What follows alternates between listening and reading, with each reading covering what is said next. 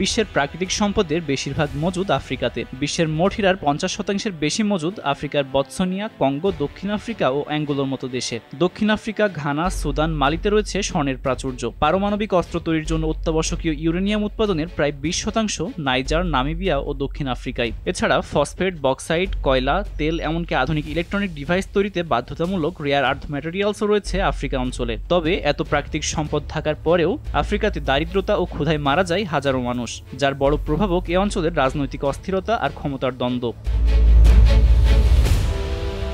আফ্রিকার গিনি বিসাওয়ে চলছে রাজনৈতিক অস্থিরতা। দেশটির নির্বাচনের পর ক্ষমতাসীন প্রেসিডেন্ট উমারো সিসোকো এমবালো এবং বিরোধী দলীয় প্রধান ফার্নান্দো দিয়াস উভয়ে নিজেদের বিজয়ী হিসাবে দাবি করে। সম্ভাবনা দেখা দেয় বড় সংঘাতের, এমনকি প্রেসিডেন্ট ভবনের আশেপাশে গুলির শব্দও শোনা যায়। এরপর ফল প্রকাশের ঠিক একদিন আগে ক্ষমতা দখল করে দেশটির সেনাবাহিনী।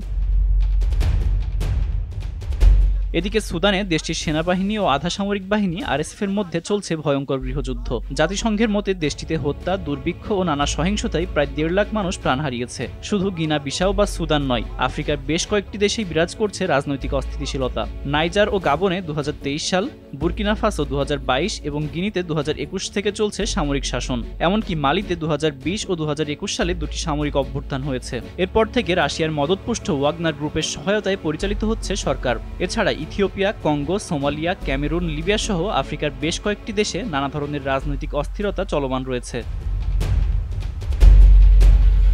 এমন সামরিক অস্থিরতার জন্য যে কারণগুলো সবচেয়ে বেশি উল্লেখযোগ্য তার মধ্যে প্রধান হলো বিদেশি দেশগুলোর আফ্রিকার নিয়ন্ত্রণ নিতে চাওয়া। আফ্রিকার বিভিন্ন দেশে যুক্তরাষ্ট্র, ফ্রান্স, চীন, তুরস্ক, ইতালি এমনকি জাপানেরও সামরিক ঘাঁটি রয়েছে। এ অঞ্চলে বাণিজ্যিক স্বার্থ ও প্রাকৃতিক সম্পদের প্রাচুর্য থাকায় প্রত্যক্ষ বা পরোক্ষভাবে নিয়ন্ত্রণ নিতে চায় দেশগুলো। ফলে অনেক দেশেই সরকার পরিবর্তন, বিভিন্ন বিচ্ছিন্ন গোষ্ঠীকে মদত দেওয়া সহ নানা কাজ করে অনেক দেশ।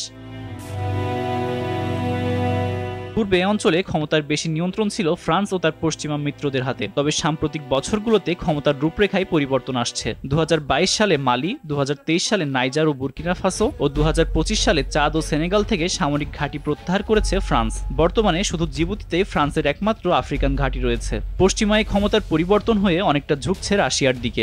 রাশিয়ার ওয়াগনার সেনারা আফ্রিকার অনেক দেশেই সামরিক সহায়তা দিচ্ছে। এদিকে অর্থনৈতিক বিনিয়োগ বৃদ্ধি করেছে চীন। এর ফলেই ফ্রান্স ও পশ্চিমাদের সহায়তায় যে সরকার প্রধানরা টিকে ছিল তাদের পতন হচ্ছে।